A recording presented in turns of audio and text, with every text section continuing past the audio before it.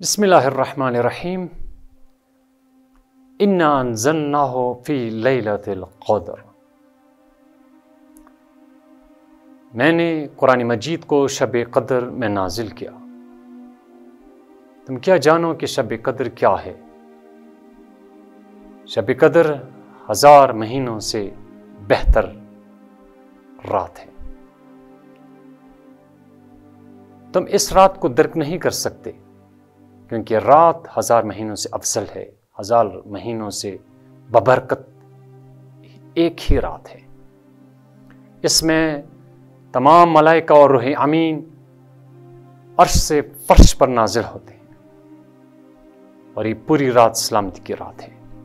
جب حضرت موسیٰ اللہ سے راز و نیاز کرنے چلے گئے کوہ طور، تو حضرت موسیٰ نے فرمایا قال یا رب ارید قربہ، اے اللہ میں تیرا قرب چاہتا ہوں، میں تم سے نزدیکی چاہتا ہوں، میں تیرے قریب آنا چاہتا ہوں۔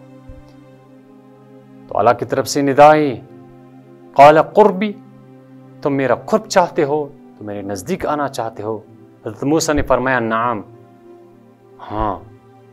تو اللہ کی طرف سے ندا آئی لما یستیقظ لیلۃ القدر، تو پھر ساری رات لیلۃ القدر پہ جاگو۔ یعنی اللہ کی قرب لیلۃ القدر، شب قدر میں جاگنا ہے، بیداری ہے، شب بیداری ہے، زندہ داری ہے۔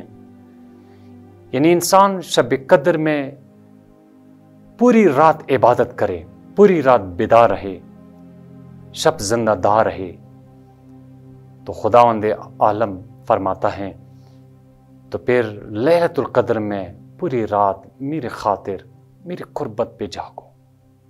پھر حضرت موسیٰ علیہ السلام نے فرمایا قال اے میرے رب رحمتی، میں تیرا رحمت چاہتا ہوں۔ پروردگار عالم کی طرف سے ندا آئی رحمتی، میرا رحمت چاہتے ہو؟ تو جب میرا رحمت چاہتے ہو، لمن رحم المساکین فی لیلۃ القدر، تو پھر لیلۃ القدر میں مساکین پر رحم کرو۔ جتنے مساکین ہیں دنیا میں، جہاں تک آپ سے ہو سکے، اپنے رشتہ داروں میں، اپنے گاؤں میں، اپنے علاقے میں، اپنے محلے میں مساکین پر رحم کرو اس لیلۃ القدر میں۔ تو حضرت موسیٰ علیہ السلام کو ارشاد خداوند عالم کی طرف سے آتا ہے اے موسیٰ، جب تم میری رحمت چاہتے ہو تو پھر مساکین پر لیلۃ القدر میں رحم کرو۔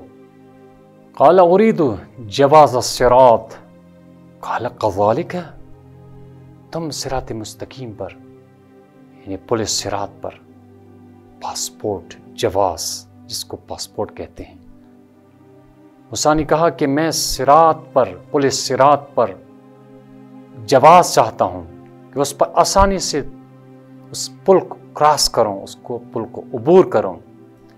تو اللہ کی طرف سے ندا آئی قال ذالک، تم یہی چاہتے ہو کہ تم جواز کو، یعنی صراط کا پاسپورٹ، صراط پر جواز، اگر تم یہی چاہتے ہو تو پھر ایسا کرو لمن صدقۃ بصدقۃ فی لیلۃ القدر، اے موسیٰ جب لیلۃ القدر کی رات آ جائے تو پھر اسی رات صدقہ دیا کرو،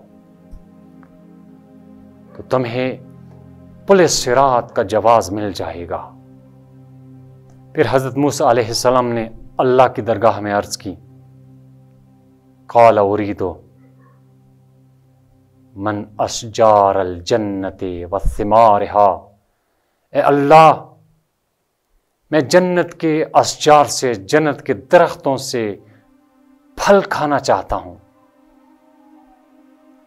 خداوند عالم کی طرف سے ندا آئی قال ذالک، تم جنت کے اشجار سے پھل کھانا چاہو گے تو پھر ایسا کرو لمن تسبح تسبیحا فی لیلۃ القدر، تو پھر لیلۃ القدر میں آپ ہماری تسبیح کرو، ذکر کرو، فکر کرو۔